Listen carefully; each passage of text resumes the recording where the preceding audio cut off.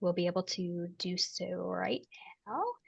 All right, so I'm going to have Pat and Brenda introduce themselves, but they are covering policies 2.57, 2.58, and 2.510, which is really around our assets. And so Pat, Brenda, take it away, introduce yourselves, tell the FAC team what you all do, and blah, blah, blah. Sure. I'm Pat Hamilton. I'm the Chief Operating Officer for the district. I have been with Adams 12 now for almost 23 years. March will be 23 years. And I've had several different positions during that time, but I've been in this position as COO since fall of 2016. And I have departments that work for me include transportation, nutrition, base, security, construction and facilities, maintenance and operations, custodial, and I'm probably leaving someone out, but that gives you kind of an idea of what we do. We support the schools, make sure that they're operating in a way that's suitable for students and supports education. Brenda? I think Brenda is having to restart, or do you have to restart, Brenda? She's having a computer issue. Okay. Well, sorry. In that case, I will, I'll jump in and talk about the parts of this policy that I'm going to report on. Typically, it's our planning manager who would make this report for us, but Matt Schaefer, who's done this in the past, left the district last April, and his replacement, finally we were able to hire a replacement who started November 30th. So I didn't want to throw him right into this conversation, so I thought I would cover it for ourselves or for us this today or this year. So Brenda, you're back on. Do you want to jump in and do an introduction and then cover your parts? Then I'll cover the last section on land acquisition.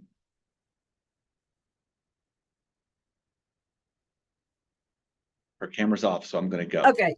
All right. So I'm here. Okay. Go ahead, Brenda, take it over. I apologize. I don't know what happened. All of a sudden, my computer went wonky. Good morning, everyone. My name is Brenda McGee. I am the new Director of Supply Chain Management for Adams 12 5-star schools. So I am in charge of the purchasing department and our warehousing operations. What else do I need to tell you? Anything else, Pat? That you're busy. Yeah, it's a little crazy. I thought this week might be a little calm, but it's not. So it's been a little crazy for some reason. So thank you for inviting us. I think part of what I was supposed to speak to was sections 2.5.7 and 8. Is that correct? So in regards to that, this policy talks about the purchasing policy and specific to assets over the $500,000 range. Adams 12 in FY23 had 10 purchases that were over that range that then would have required board approval. Most of those were relative to construction projects at different schools. And then the rest of them were relative to our licensing for our PeopleSoft financial systems. And then some Chromebook replacements was a big piece of those items. And then a couple of licensing things for curriculum. So all of those were based off of bond approval or board policy and were approved through that mechanism. Any questions for Brenda on that piece of the policy and what she's talked about? No? All right. You're going to let me off easy. Yay. Mike, you're muted. Sorry about that. I was going to say, Brenda, I think you covered a lot of our questions last meeting. Yes, I think so. We covered, I think it was 255. And a lot of our questions were answered in that session. So thank you. That is correct. One of the things, Mike, thanks for bringing that up. I did note in some of the notes that, and I can't remember who it was, had said that we do record violations of policy. We have not done that well in the past, and we'll be working on getting that started and handled properly as we move forward. So we have recorded if we have potential purchasing violations, but we will do a better job on that. And I just wanted to clarify that because I think the note said that we actually do that and have a procedure, and we don't, but we are in the process of doing that. Yeah, what I remember from the meeting is that the FAC recommended that we start doing that, but we weren't doing that prior. Correct. Thank you. Yeah, that was my recollection in the discussion as well. I think from a governance perspective, if you're tracking that, you can always look back and see if there's any patterns, right? Are there any particular functions or you know, specific schools or whatnot that may be a little bit less compliant and therefore maybe have a training opportunity or something. So I think the idea of tracking that was something we talked about last time. Yeah, pretty much for, if we have scenarios where policy is not followed for whatever reason, most of those have not been what I would say flagrant in that respect. And I have seen no pattern. So it's willy-nilly here and there, different schools, different departments, those type of things. So nothing at this point in time that I could point to any trends or anything like that. And Brenda, to that point on 2.58, we would be aware if anyone attempted to make a purchase over the $500,000 without the proper authority. And so that section 2.58, we have no known attempts Absolutely. of violation. No. And of course, that size of a transaction, the finance team would be very well aware of trying to get paid.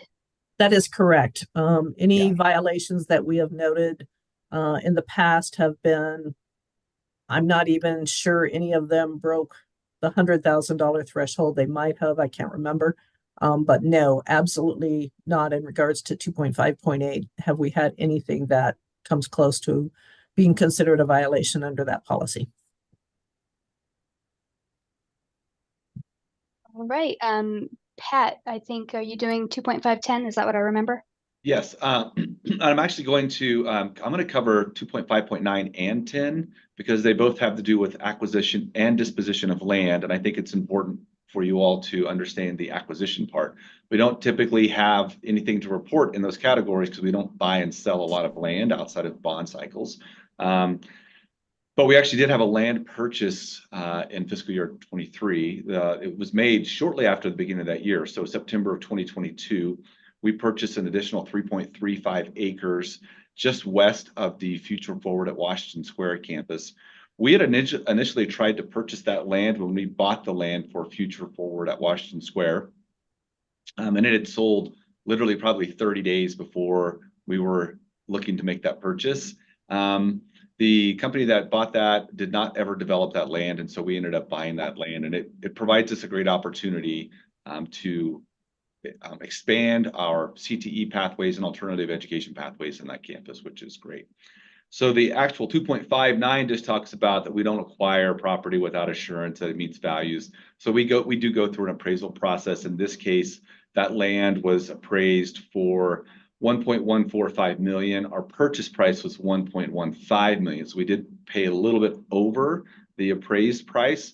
The board was updated throughout that process. They did approve the purchase price to be a little bit over that appraised value. That's unfortunately is not that uncommon that we sometimes have to pay a little bit over appraised value, especially when the seller realizes they're dealing with a school district or government entity. They will assume that we have deep pockets and draw a pretty hard line for negotiating. We felt like again, we had tried to purchase that land before. We had already had fit studies completed for that property by architects, so we knew the value of that land. And land in this part of the community right now is very difficult to acquire, so it wasn't that much out of line compared to the appraisal, and felt like it was a good purchase. So that's 2.5.9, and then 2.510 talks about the disposition of land. And right now we are just not in the space where we are disposing or selling of any property, and I don't foresee that being the case anytime in the near future, that we would be selling or disposing of land. And if we do, it's a similar process where we go through, we notify the board. Typically, that notification starts in an executive session, just like the acquisition of land will start in an executive session. let the board know that we intend to start negotiations. And then as negotiations proceed and we get to a spot where we are signing a letter of intent to purchase, then those conversations come out to the public side of the meeting. And we do at least 1 or 2 notifications to the board, preferably 2. So we'll give the board advance notice and then come back at a meeting 2 weeks or a month after and ask for approval for the purchase. So that's how that process works. And we bought 3.5 acres, almost 3.5 acres in 2022. Hey, Pat, just for my general knowledge, I mean, obviously the Adams 12 district is a fairly large geographic area, and where we are located is there's a lot of growth in the area in the last few years, and projected to be in the next few years as well. How far out do you guys plan for land purchases? I mean, if you're looking at development of areas, especially as you move east and north, how far out are you generally looking for? We buy it today and we'll build on it a year or 2 from now. Like, just curious. That's a great question, and it's kind of a mix. So for boundary schools, things that are going to serve communities, we will watch for those community developments to occur. We'll start watching those permitting. Look, Baseline's a great example. We've been watching Baseline for probably 8 years, and then have been actively engaged in conversations with the developer for that whole time. And there's 2 different ways that we acquire land. So it's either through purchase, which is what we did for Washington Square, because it's in a way, it's kind of a magnet school because we bring kids to that campus. It doesn't serve a specific community that's a geographic community. So that in that case, we will buy the land. If it's a neighborhood school, we will either buy it or it will be donated to us. So by the developer themselves. So the developer can do a cash in lieu process. In the case of, so that would be, they give us so much money per development that they intend to build, and or per house, literally per house. And there's a different fee for each type of house. So if it's detached home will pay more money than say an apartment complex because there's a higher student yield. And then the other way to do that is through land dedication. So in the case of Baseline, we have a land dedication. It's not as big as typically we would see, but they also have a vision for that community that has more vertical living, and they want a school that looks similar to that. So it's either through cash in lieu funds. Broomfield specifically uses service expansion fees, but very similar. The developer pays a fee. That money is held for when we need the school, and then we will either through land dedication or land purchase buy the land and build the school. So Thunder Vista was a land dedication as well, just so you know. Got it. That's super helpful. Thank you. Yeah. Any other questions for Pat or Brenda? Awesome. Well, thank you guys so much for being here. I hope you guys have a great rest of your day, and I'm loving that we are staying right on schedule. All right. See you all later. Have a great break if I don't see you before. Bye-bye. You too. Stephen is the SC, and he just let me know he's having some audio trouble. I'm going to message him if he can't hear me and tell him to leave and come back. Hey, just before we leave this topic, as I'm looking at the notes in 2.58, and I'm reading mine and reading Kelly's, and I think we may have heard different numbers from Pat. So I just want to clarify, was the land purchase for 1.4 or 1.14? I heard 1.14 and then appraised at 1.14, purchased at 1.15. And I think Kelly's notes say 1.4 and 1.5. So I just want to make sure it was be me. That might be me, Mike, but please double check us, Gina. Yeah, I will make sure. I'm going to message Pat really quick because I don't want to, and I didn't write down. I think it was the 1.14. And Stephen, actually, you might remember this. I don't know if he can hear. Sorry, can you hear me? Yes. Yeah, so for some reason I can't get the sound to come out of my headphones, and so it's just kind of playing out through my computer. So I didn't really hear what was said there. Do you want to come in my office? Would that be easier for you? You're welcome to. Could be. Yeah, I'll try leaving and seeing if that works. 1 second. Okay. All right, I'm gonna message, or Tim, you might remember, the land that was purchased near Future Forward. Do you remember if it was purchased for 1.14 million or 1.4 million? Does that ring a bell? I can ask Pat I as want to well. say 1.4. Oh, okay. Hold on.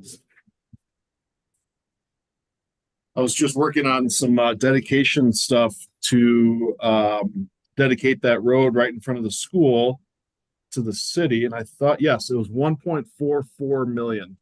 1.44. What I don't know, Gina, is if that included there's two transactions, and if that was there's some right of way to the north of 126th, I believe. So I just don't know if that includes that or not. But Okay. We'll find out the exact amount and fix the notes. So thank you for pointing that out, Mike. Thank you. And let's see. Okay. So while Stephen is rejoining, we have Tim and Stephen coming in to talk about policies 2.47, which is related to our bond and COP spending. There are two attachments that I added to the FAC shared drive under the December 2023. Oh, Stephen's trying to get it. 2023 folder. And so one of those is a bond project summary. I'll ask Stephen if he wants me to share my screen or if he wants to share his once he's. Is that better? You're muted. All right, good start. Everyone makes that same face, Stephen. Right. Do you want me to share my screen or will you share yours for the two items that you've included? Maybe helpful if you share yours, just because I only have the one right now and I don't want to Sounds good. Oh, did you go to the conference room? Yeah, yep. I recognize the picture behind you. Right. All right, so I'm going to go ahead and share my screen. Which document would you like me to share first? So you can start with just the bond project summary works.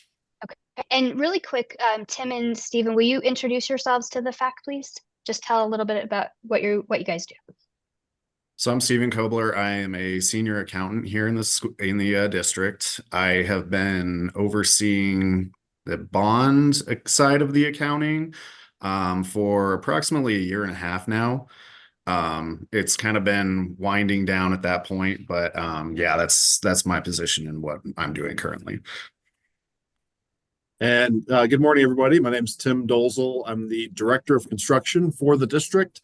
I joined Adams 12 back in 2017 as a project manager, built a couple of additions at Cotton Creek and Arapahoe Ridge, and had a little shuffle in our department, and I wound up taking this position at the end of 2018. So been here ever since and have enjoyed working in delivering the bond program. So hoping for another one maybe.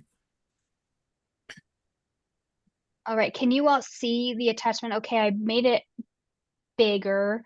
Definitely need to zoom in a good bit on this one. I'll go over it just real quick. I don't want to dive too deep into the weeds on anything. But basically what this shows is just, if you scroll a little bit to the left, you can see our current projects that we have. And this is every single project that we've completed throughout the bond. Basically with this, you can see lines for each project. We have spending over the course of the years from fiscal year 15 to current.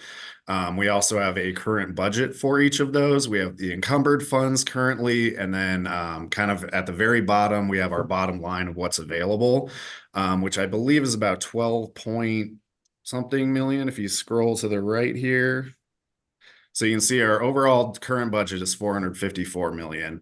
And then our current budget that I'm not seeing is this 12.07. That's kind of what we're still spending on. And so as you can see, about 97.5% of our spending has been completed at this point.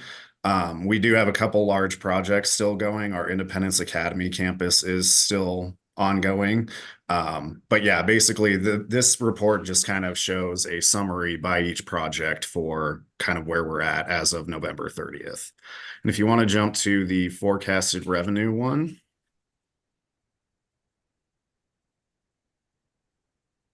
And again, you all have access to these reports in the Google Shared Drive. under the December 2023 folder. That's why I And didn't want to go forecasted through. revenue. Yep, that one. So this one, we call it forecasted revenue, although at this point, pretty much all of our revenue for the bond has been received. We just kind of kept the naming for the life of the bond. But this one, basically at the top, you can kind of see our forecasted revenue from just bond sources, which includes the actual issuance of both our 2016 and 2018 bonds, as well as interest income for both issuances, and then our COP proceeds. Then as you progress down the report, you can kind of see additional bond funds that have been realized through the course of the bond that we've brought in through various means, such as cash in lieu, local SEF funds, use tax refunds, and then also our E-rate program, which is it's a federal program for IT assets that we purchase. Basically, you end up getting a rebate for a percentage of what you ended up buying. And so we've received about 12 million of those funds over the life of the bond. And then just kind of at the bottom, you have a quick summary of the expenditures. That 454 million ties to our current budget on that other report.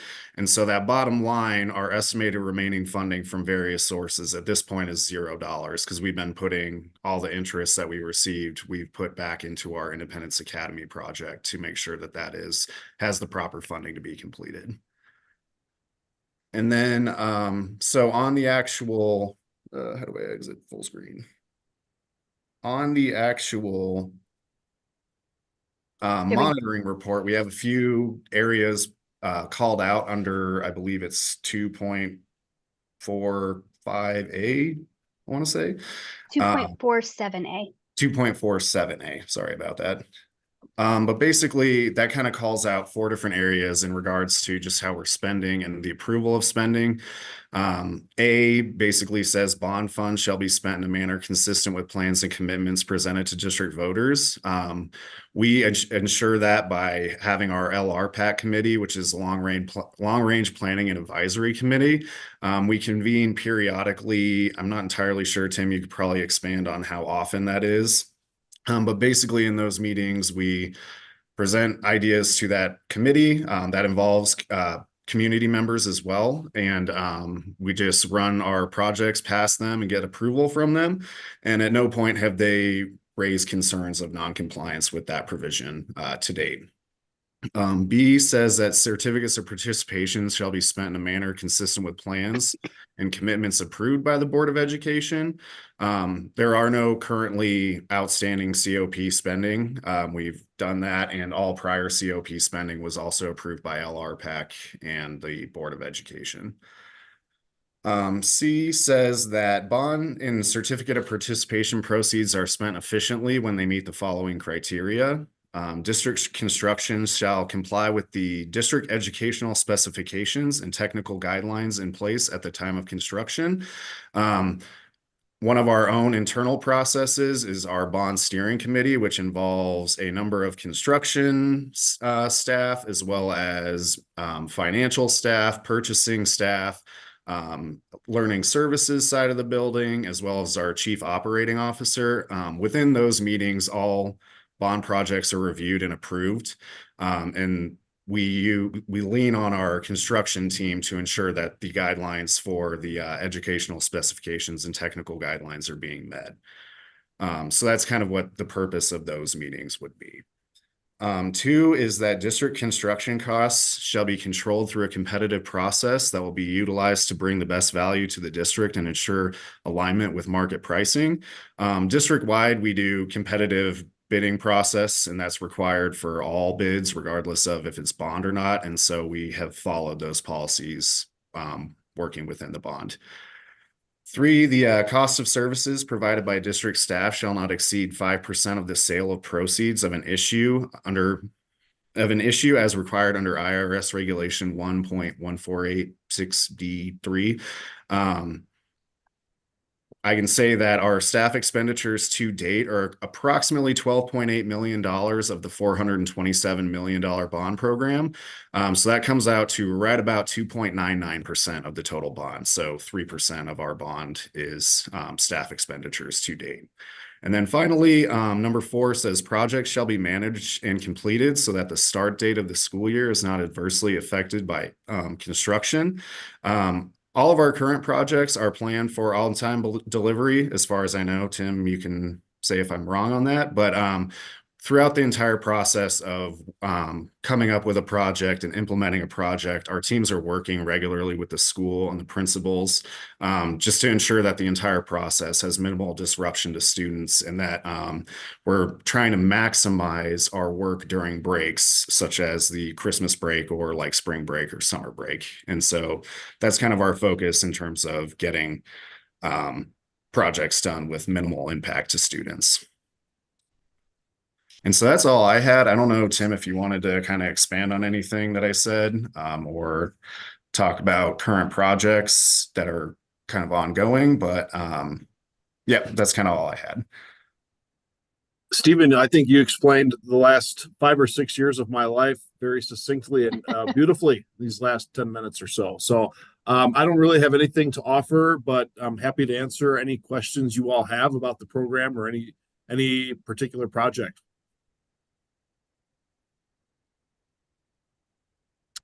Going once, going twice. I'm Okay. good. Thank you, guys. Stephen, you did an excellent job making complicated information very understandable. Great job. Thank Yes, you. thank you. Cheers. Thank you so much. Have a good one. Take Thanks, care, you everybody. guys. Thank you. All right, we are a little bit ahead of schedule, but the good news is it's me next. So we Hey, don't have to Gina, wait quick for me. question for you. The policy itself, like in the yellow box on these things, are those drafted by the management of the district? Are those drafted by the board? How do you? The reason I ask is when I read the policy prohibition on 2.47, shall not allow bond funds and funding from certificates of participation to be spent inefficiently or in any other way intended. Inefficiently is a word that would scare me a lot because that's obviously a fairly subjective term. I think the interpretation's great, but the policy itself would worry me. Is that something that is like moving mountains to adjust, or is that something that the board or the management of the district could make a modification of that language? Just I think it's really hard to ensure governance and compliance to language that ambiguous or that subjective. Yeah, so the district is able to make recommended changes to the policies. What I will share is most school district policies are written by some lawyers who are part of the Colorado Association of School Boards. So Yeah. CASB is what they're affectionately known as. And so we most certainly can make modifications to that language. The district's process for modifying district policies is whoever owns the particular policy. And my gut is with this one, it's Pat's team, Business Services is the owner. They would make the recommended changes, bring it to we have what's called Policy Council. And so it's made up of staff, community, students for the district. I presented a policy to Policy Council back in November, and I think there were easily 30 people on this committee. And so you go in, you make the presentation, justify the change.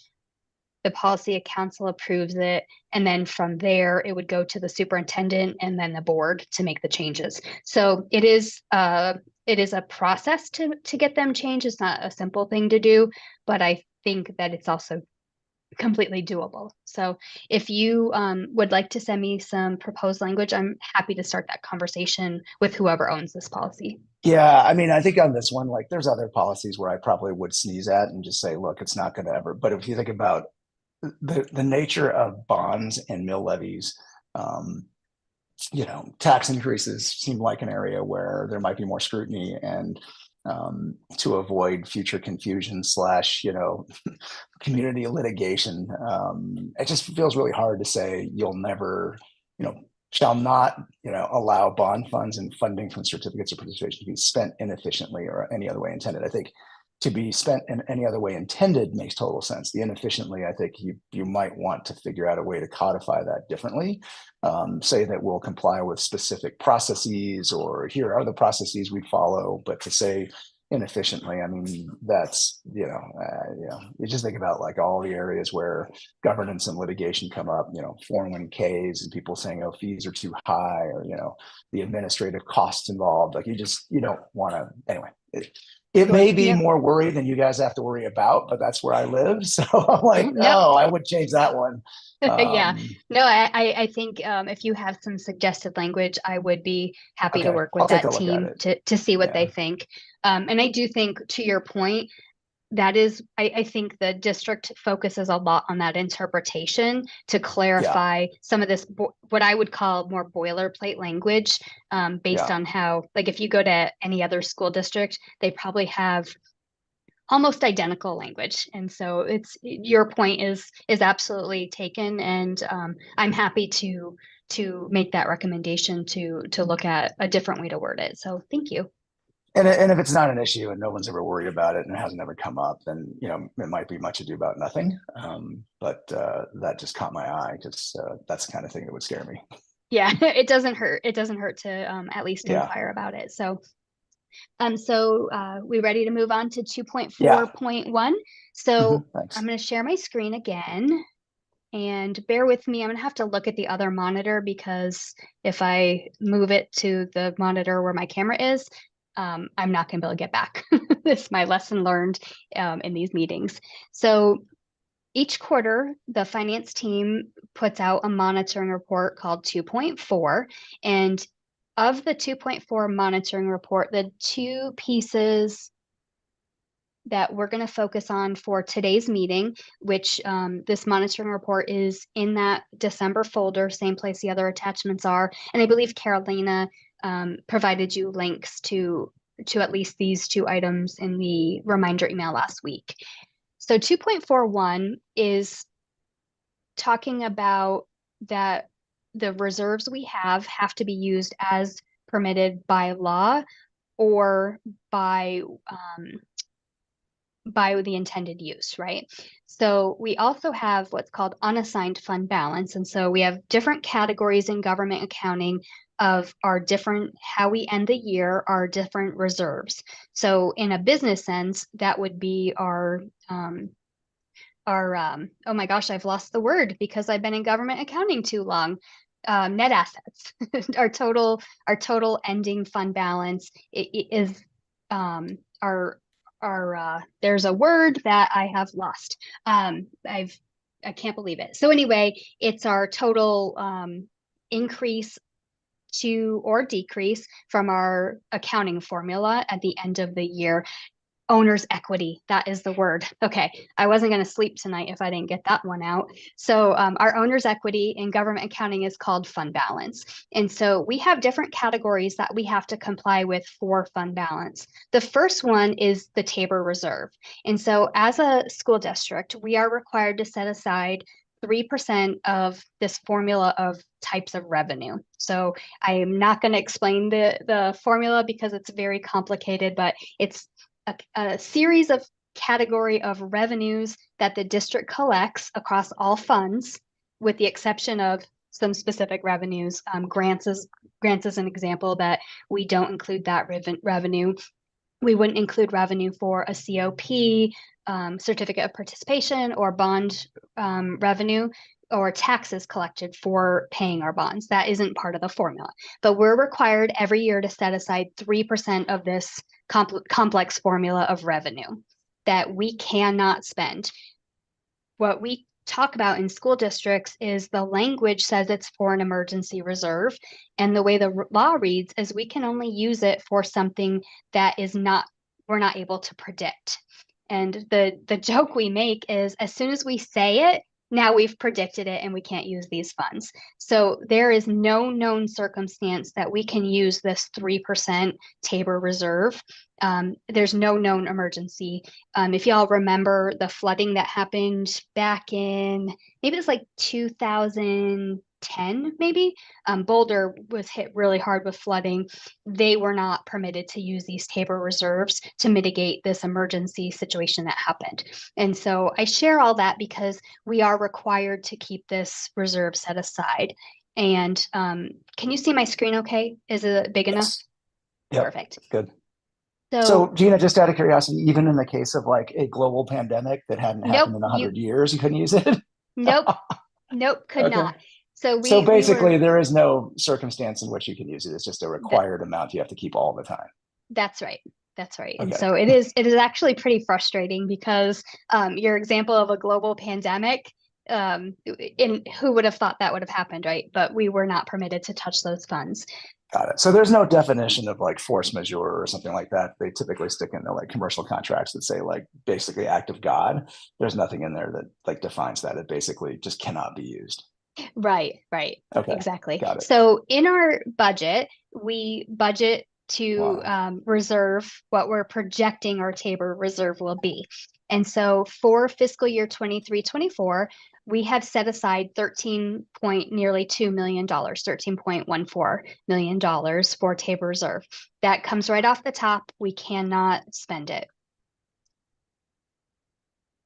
The next reserve we have is our unassigned fund balance. So when we have different categories of reserves, we have our non-spendable, that's inventory, that is prepaids. That's non-spendable, so that comes out of our total fund balance.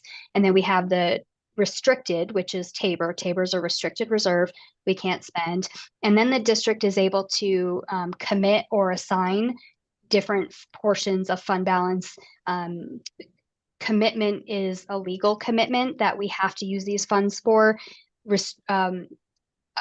Assigned is our intended use for funds that we don't have a legal requirement to use them that way, but the district has made decisions that we know we're going to use those. One example is for our schools, they're allowed carryover dollars. So if they underspend their budget this year, the portion that they underspend for the most part is automatically added to their budget for the next year. And that carry forward that we call it is really important for schools because they can use those dollars for some, like they can intentionally save some dollars for projects that are going to cost more than their annual budget could support. So they can set aside $10,000 a year knowing that they need to buy, I'm making this up, this is not necessarily a true example, but they need to buy football uniforms. So the school can plan ahead and go, okay, I am not spending $10,000 for the next X years. And so that will carry forward for us to use in the future. So we assign those funds because while they're in our total fund balance, we're not going to intentionally spend them. Does that make sense? On something else because they've already been assigned to a specific item.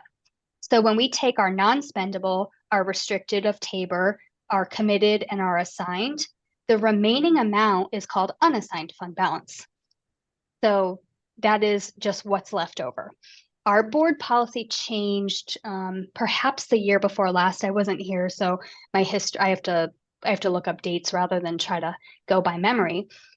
We used to have a category that we assigned called the board reserve.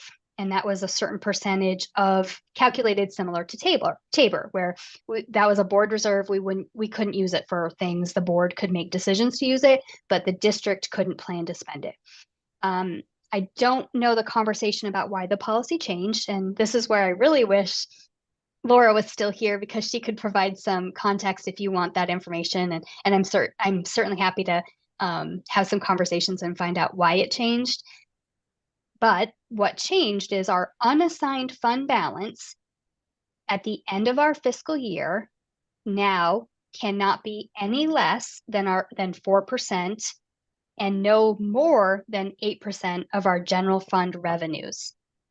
Okay, so it's managing that we're not letting our unassigned fund balance get too low. So there's that district, the board knows, okay, we've got some money that we can touch in the event of an emergency. So no less than that 4%, but then also saying we're not going to let that grow to 8%. If we're saving this money, we're not going to save more than this 8% because we're going to use those funds for improving our schools or staff or different areas. Does that make sense?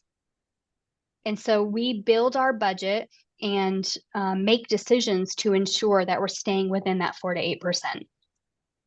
And let me see.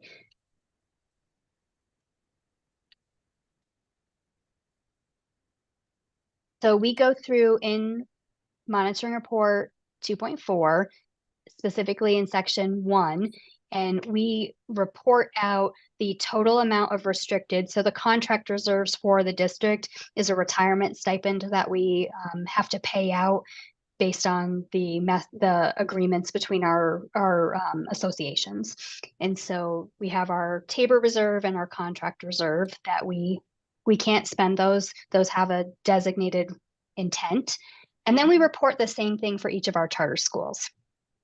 Something I do want to point out to you guys is you'll notice for the district, as of 7/1/23 and then as of 9/30/23, these numbers don't change.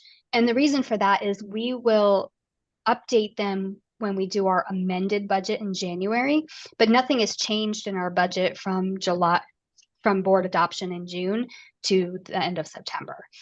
We will do our amended budget in January, and these numbers right here, you'll see a difference. Probably not the contract reserves because that's known math, whereas Tabor is a calculation of our projected revenue. So if there's any fluctuations, which most certainly there will be some minor ones, that will change that number. Our charter schools, on the other hand, some of them update it, some of them don't, and that is completely up to their discretion. If they're making budgetary changes, they're not required to explain the why behind it to us. We just report their information. So the good news is we, for the Tabor piece, we are absolutely reporting compliance. And then we have 2.41B, which is that unassigned fund balance that I was sharing with you all. So you can see right here, and is this big enough? Do you want me to make it a little bigger to see that graph? No, it's okay. I can see it. Okay, Yeah. you guys, my screen is like, I have a good size screen, so it looks great to me. I just want to be sensitive to what you all are looking at. So here we show our audited information for 2021, and the blue graph is where what our percentage is at. Our red is that information I shared with you so it was a 3% board reserve required in the past. So we're showing just what that looked like in the past for context. The green line is the minimum reserve required to follow board policy, that 4%. And then the purple line is our maximum 8%. So you can see for the fiscal year 22-23, and as of September, our audit wasn't done yet. So we had to report unaudited, although those numbers, they did not change. Just it's a timing situation, but we're barely over that 4%. And so really what I want to share is where the district, as we ended 22-23, is compliant with that no less than 4% and no greater than 8%. And what we're currently, as of September, what we were projecting for our unassigned fund balance was we were going to be just under 5% for unassigned fund balance. Again, this number will change when we do our amended budget in January. Any questions on that unassigned fund balance piece? Yeah, Gina, just to recap what I heard, I mean, the Tabor requirement is obviously a legal standard. The unassigned fund balance policy, I assume that's a internal district policy, so that if there was ever a situation where you'd be below the 4%, is there, some sort of exception process or a resolution process? Yes. So in the event that there was some sort of emergency that the district needed to dip into that, we would go to the board and ask for a waiver from this policy. That's exactly right. Yeah. Got it. Okay. Yeah. And if we saw some thank God we're not in these times right now, but back in 2008, 2009, the state did what was called rescissions, where I think I've shared with you all in the past how we're funded. We're building our budget back in, we're starting our budget for next year now. The legislature doesn't decide on the School Finance Act and how we're funded until April, May. we're funded primarily on students. We don't know our student count until after October. And so the district has made a lot of decisions on staffing and whatnot before we even know our funding. And then the years where the state has done a rescission, taken money away from us in January or February, that could absolutely lead to, we've had this plan and we've already spent for 6 or 7 months. So that could lead to us needing to go to the board for sure. That's helpful. So great question. Anyone else, any other questions on 2.41?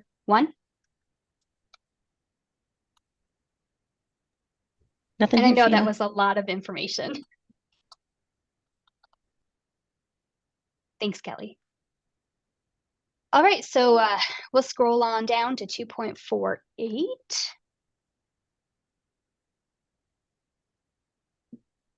Just for your own knowledge, we also report some of that bond and COP information in the same monitoring report that Stephen shared. As you can see, it's so teeny for me to share on the screen, but that is information that you can access 2 different ways. All right. Oops, I went past it, sorry. So 2.48. So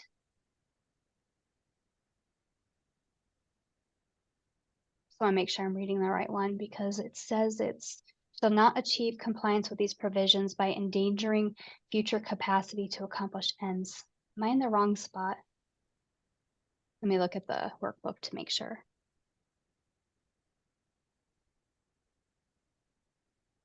Oh, okay. So it's important to read the interpretation. So endangering future capacity means committing to multiple year expenditures without a reliable funding source. So what's important to know here is the district, I can't get back to my monitoring report. Sorry about that. Can you guys see that again? Okay. So what that is saying is that we do not enter into multiple year expenditures without a reliable funding source. So because of Tabor, all of our contracts don't allow us to have multiple year commitments. What typically happens in, or what always happens in our contracts is we have language that allows us to sign a contract that could last, say, for example, our auditors. We do a contract with our auditors for, I think it's 6 years now because of a government accounting standard board best practice.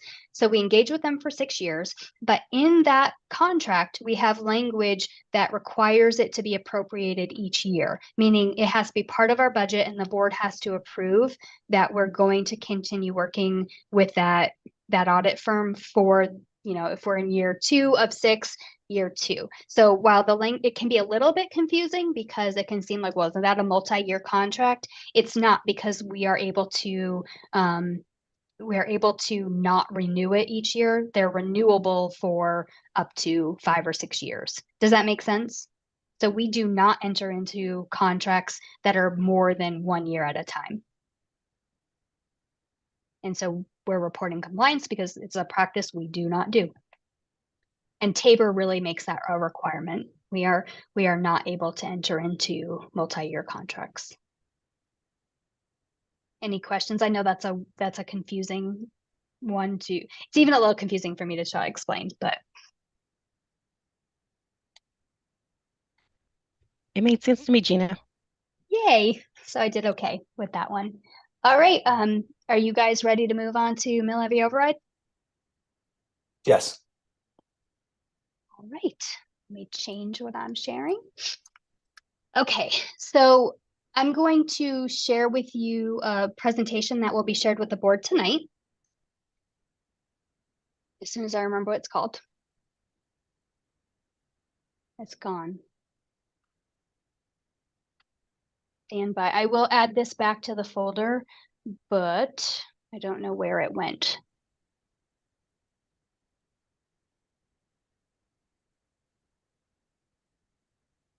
Where that was in there. I feel like I'm losing it. Can you see the presentation? Am I on the right screen? Yes. Perfect. Yep. Okay. Ooh. All right. So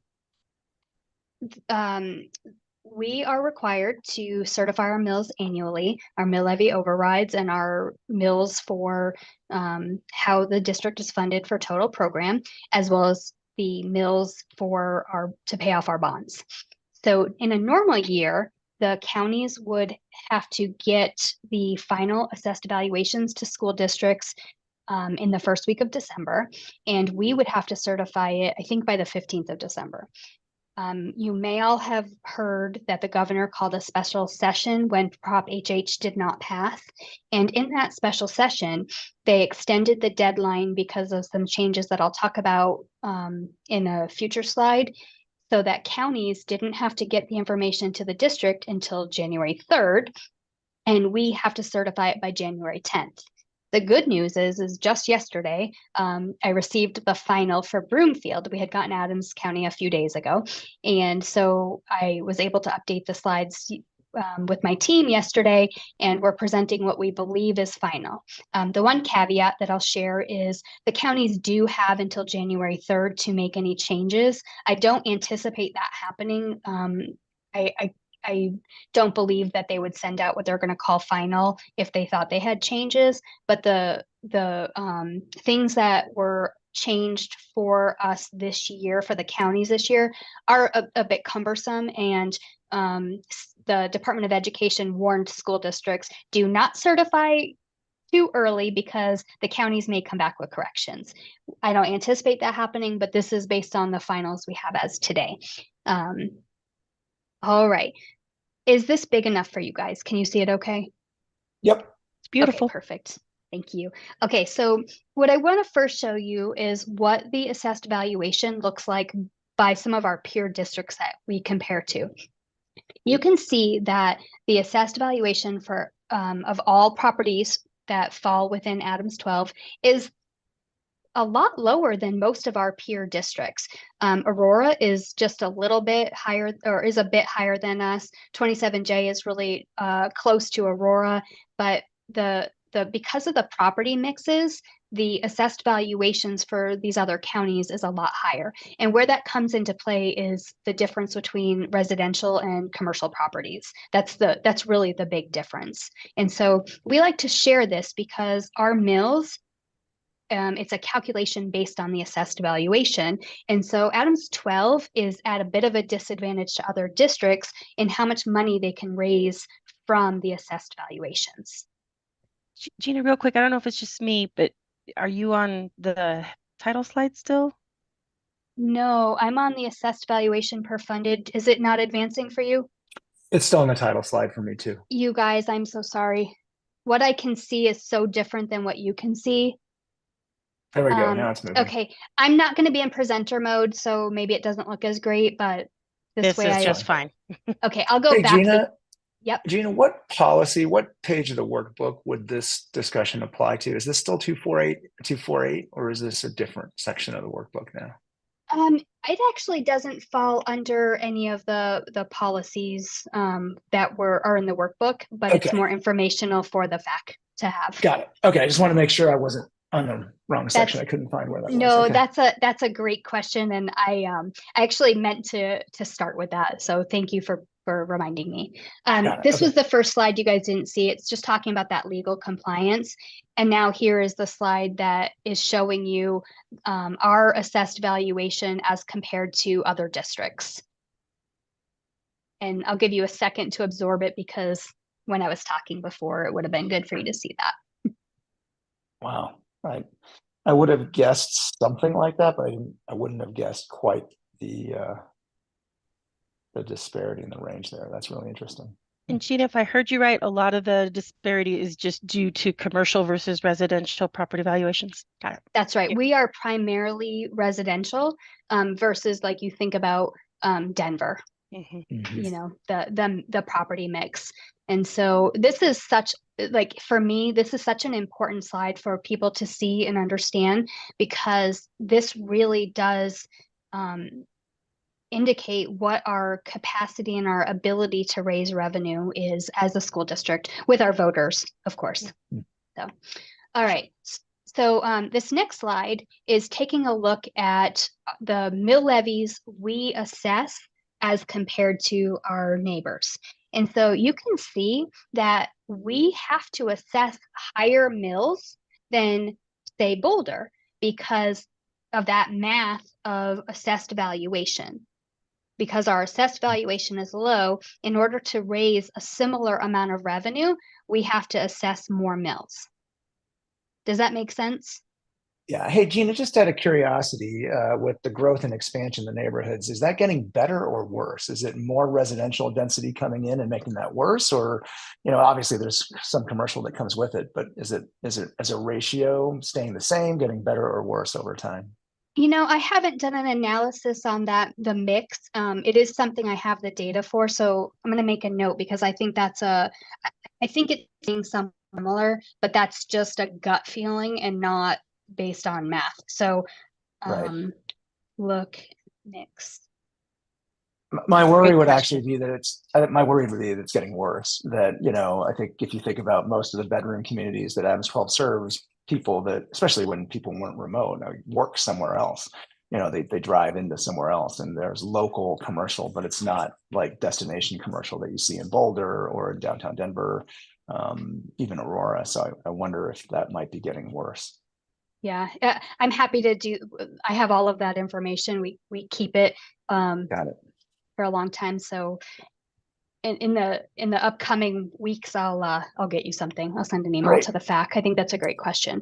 Thank you. Okay, so and I'm going to talk about this more in future slides, but this burgundy color is our general fund. So we're required to certify 27 mills every year for total program funding. And I'm going to cover that. That 27 is statute. We do not get to increase or decrease that. That is the set number. The blue number is the mills we assess to pay our bonded debt. And that is a formula. We back into the number of mills based on the amount of revenue we need to bring in to make our debt payments. And then our override is the voter approved mill levies that are used to supplement our general fund funding. And so we'll talk more about what we use those funds for in a future slide. Okay, and then just another way to look at this is, what does this equal on a per pupil basis? So you can see that we are raising about $1,903 per pupil through our mills versus, say, Aurora, who is raising $2,902 per pupil for their mills. And it's a comparison across the district. So at this time, Brighton 27J is the only district that is raising less per pupil than we are. Okay. This slide, I think, is really important based on the narrative that we're hearing that school districts are going to be able to just rake in a whole bunch of, we're going to be flush with cash because of the increased property values. So what I'm showing on here is what the history of our assessed mills have actually looked like since 2019-20. So back in 2019-20, we were assessing nearly 70 mills. In this current assessment year, what we're asking the board to approve is 61.76 mills.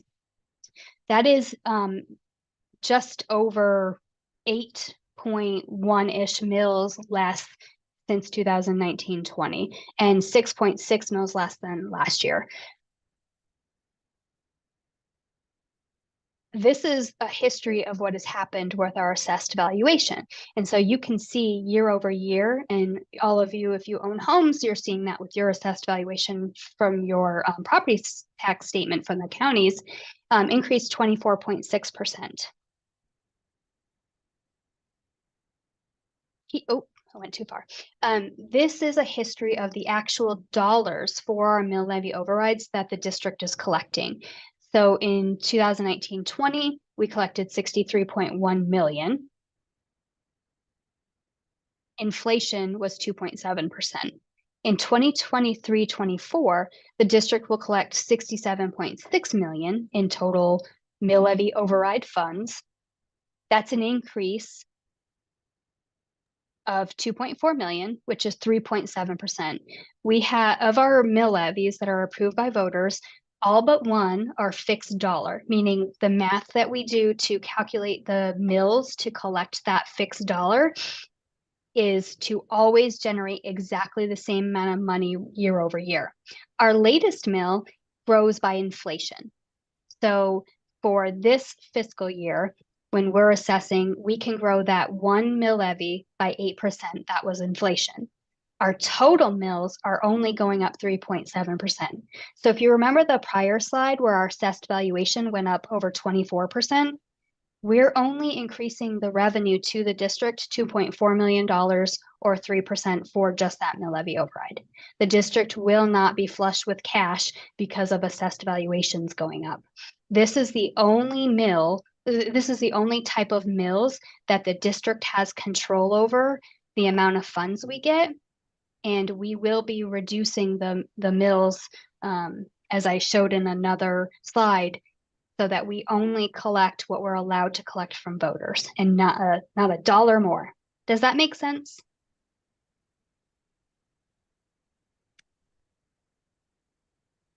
Yeah, no, I was just processing still. I'm still a slide or two behind you, just in processing. So I'm just digesting what you've shared with us, which is an assessed valuation per pupil in the district. We're the lowest.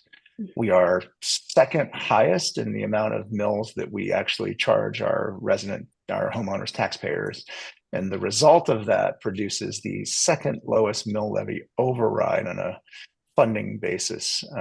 But overall funding per pupil looks like it's in line, but we're doing it with higher taxes on homeowners, but that results in the second lowest amount of money per student for those taxes, which I infer means we have lower valuation, like you said, and probably more students relative to the density of homes, I guess, maybe. I'm trying to figure out the equation there. I think involves like the student count relative to the tax base, right? So there's something in there about probably the density of students, maybe more multi-unit housing, et cetera. Interesting.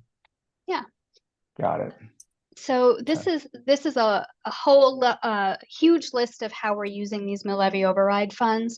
But I wanted to share it because it's important to know that if we were to reduce the mills further than we're already doing, we would have to make decisions about whether we could continue to provide some of these services to students and to the community.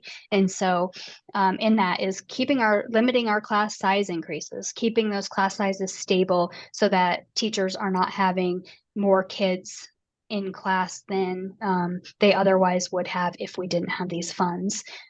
We were able to add counselors and social workers at all school levels, incorporating technology improvement into curriculum,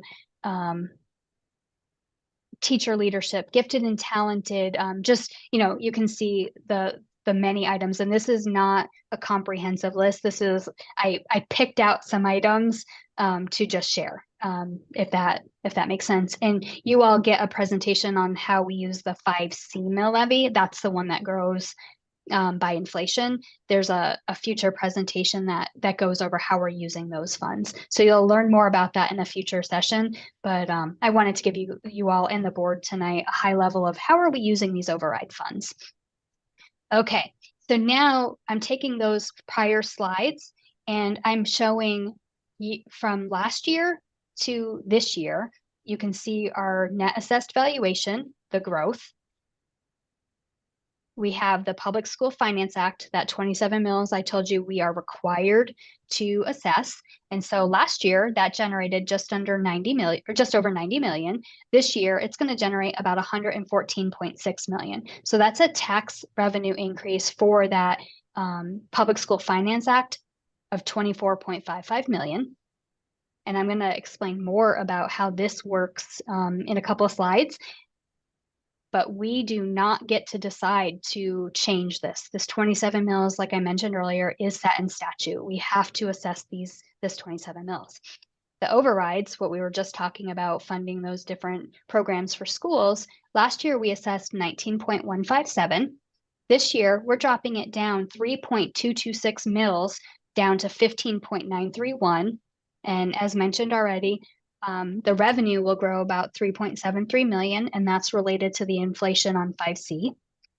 Abatements, basically when if you were to argue your property taxes and from last year in this year, and you were given a credit back, the district is made whole. So the abatements last year were 0.544. So we're able to add that to our total assessment to keep us whole because of these different abatements that are happening in the assessed valuation. This year, that is going down to 0.164. And so you can see that's reducing the total mills we're assessing by 0.38. That is a formula. We don't determine that number. It's provided to us by the counties. And so our total tax revenue for the mills with the general fund will increase 27.17 million. Don't get too excited because we don't get to keep any of it outside of the 3.73. And if the abatement was higher, we would keep that as well. For our bond redemption fund, last year we assessed 21.665. And because of the increase in assessed valuations, we're able to drop our mills down 3 full mills to generate 79.22 million in revenue. So year over year, the grand total revenue change is 34.13 million. I want to talk a little bit about what happened when the governor had this special session and what was approved. So there's Senate Bill 23B001 that temporarily lowered the assessment rate for residential properties down 0.065. That's just a temporary change. It's not the way the current language in the bill is. That's just for this year. The other temporary change was increasing the reduction of actual value. It was 15,000. Now it's 55,000. So one-time change unless other legislative action takes place. And this is how the formula works. I mentioned total program, we have to do 27 mills. We have the abatement, which the counties tell us. We have our calculation to do the mill levy override. You can see we're reducing the total mills for that. Bond redemption, same thing. So our total tax rate is going down 6.61. Oops. I'm treating it like it's Excel, like it could scroll down. Sorry about that. So let's say your home value is $500,000. If your home value is $500,000 in 2023, that's your actual value, not your assessed value. It would be a reduction of 15,000, and your total net value that the assessment rate would be applied to is 485,000, resulting in an assessed valuation of 32,803. Applying the mills to that 32,000 would have resulted in taxes to the district of 2,243. With this change, the assessed valuation goes down to 29,815, and the taxes to the district are going down to 1,841. That's a reduction in taxes of $402 if you owned a $500 house year over year. Without the reduction, the taxes would have gone down $244 because, again, all of it is just straight math determining how many mills based on the amount of revenue we're allowed to assess based on voter approval and what we need to generate for the mills. Does that make sense? I know that's if you've never dove into how the school district taxes impact your property, this is really a good summary of what happens. Yeah, Gina, it makes total sense. I'm still a little bit, dumbstruck here as I'm digesting some of this info, because as the more I think about it, I think that this problem for the district is going to get worse, right? Because if you think about the other districts that have the high value today, in an inflationary environment, especially with appreciating home values, they're not really seeing any density increase, right? Like Denver and Boulder have basically nowhere to grow, so they're not adding student count probably, right? Not at the rate that Adams 12 is, and with appreciating home values, just the value goes up, the base goes up, but the student count doesn't at the same rate. And I think your disparity as a district will get bigger.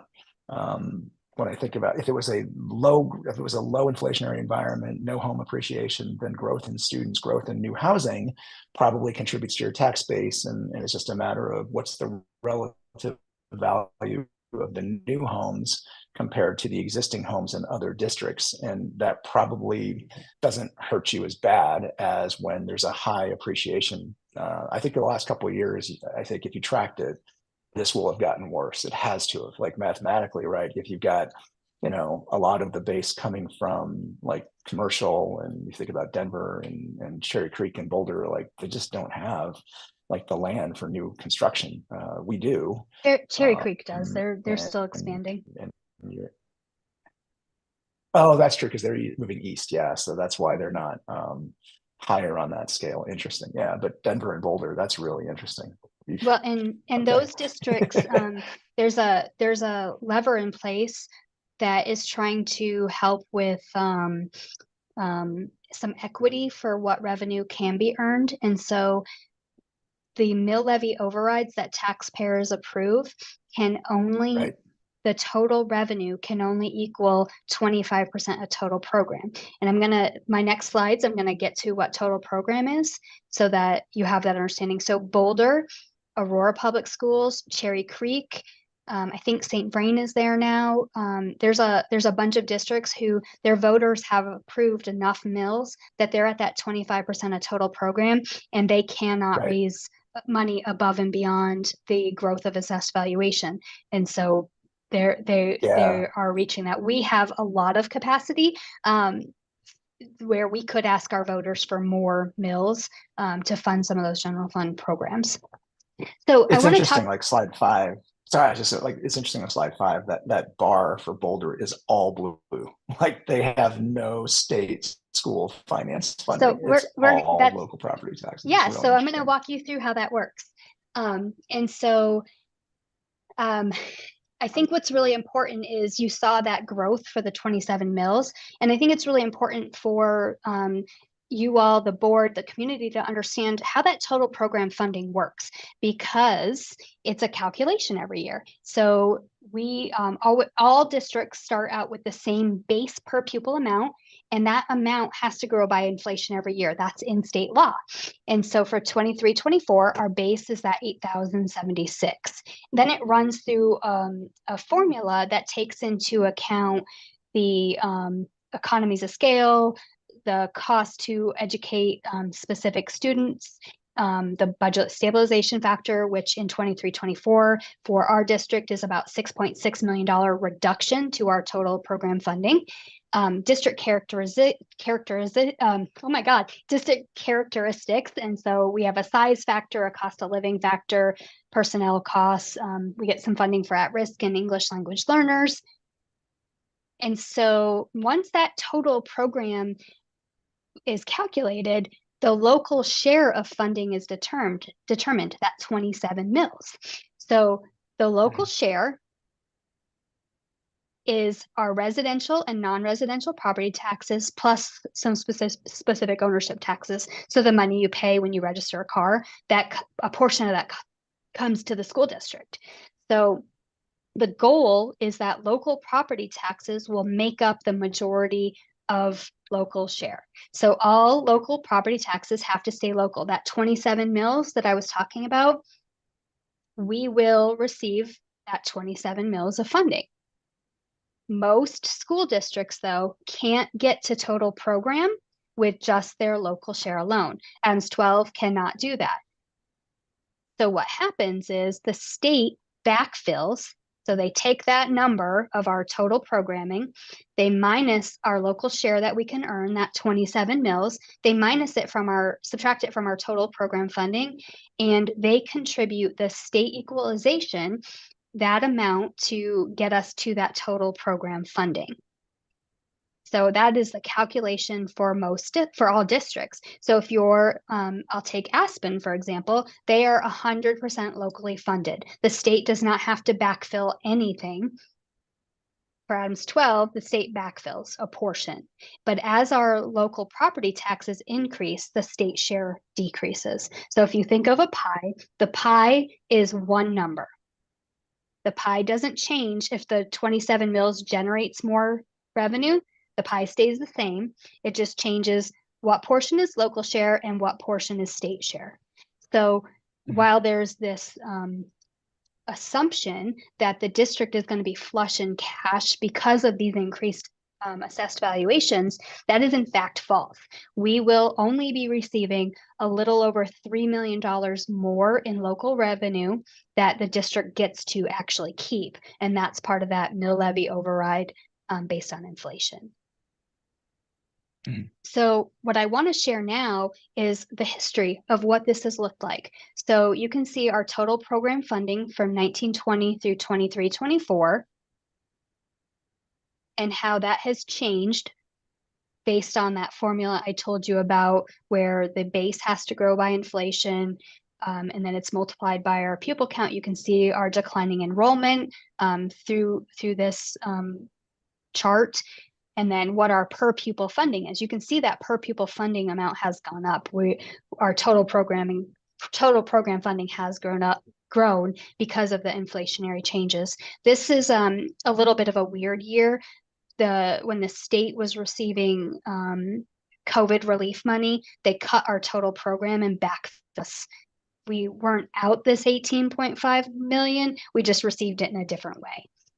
They did that back in the recession with ERA funds back in the day. So not an unusual thing for the state to do.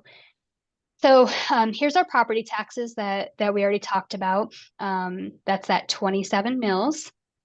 Here's our SOT vehicle registration.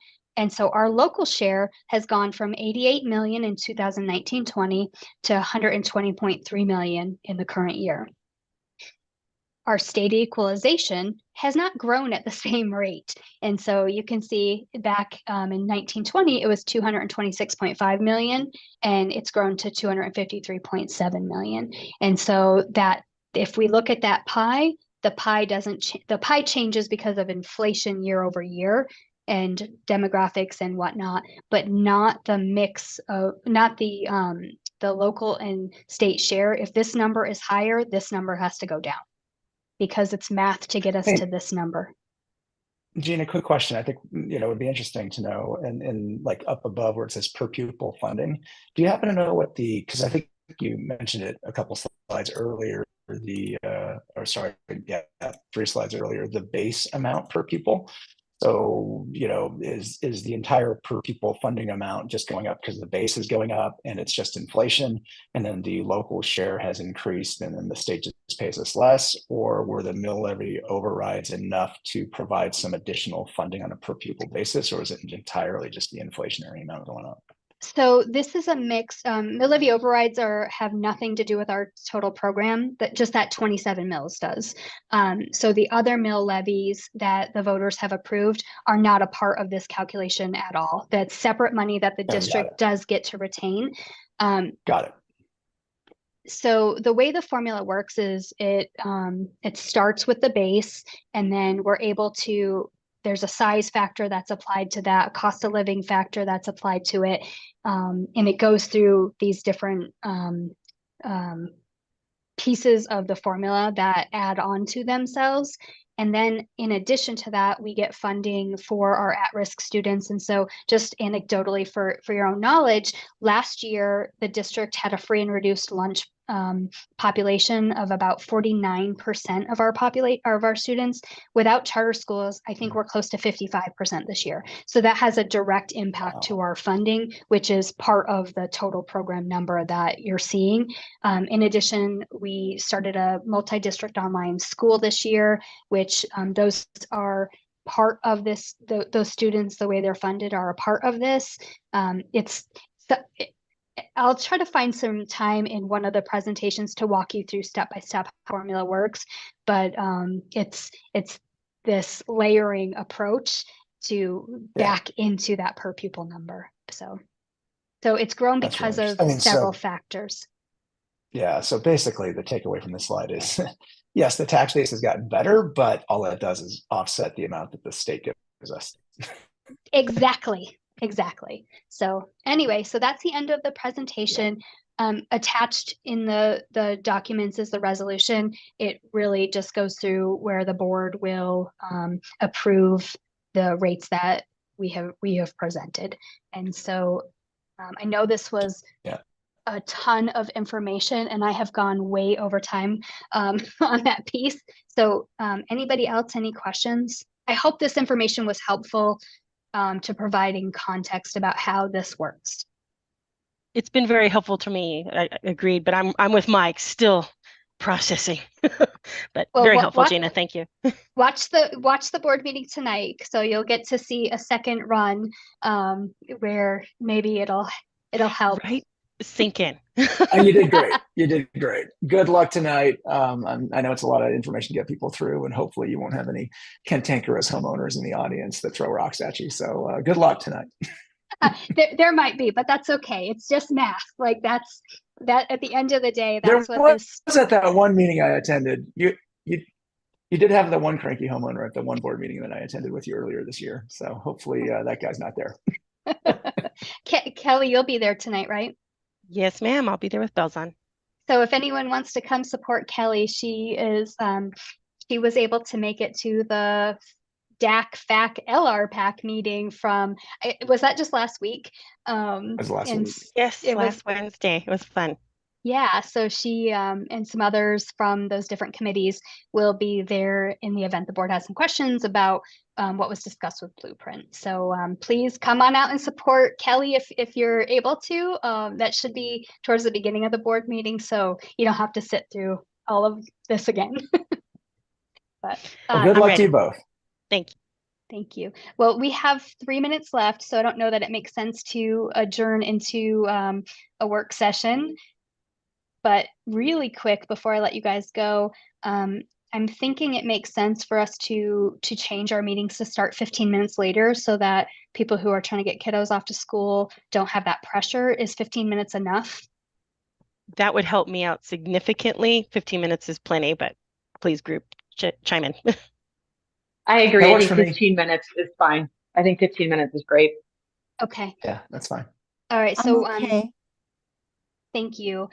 So I will ask Carolina to make that change going forward. And please remember, we're in person next month. We will have John Paul from Clifton Larson Allen presenting the district audit to you all. And so in person, can't wait to see you guys. And thank you for being here today. Thanks for your patience as we go through. This was a lot of information.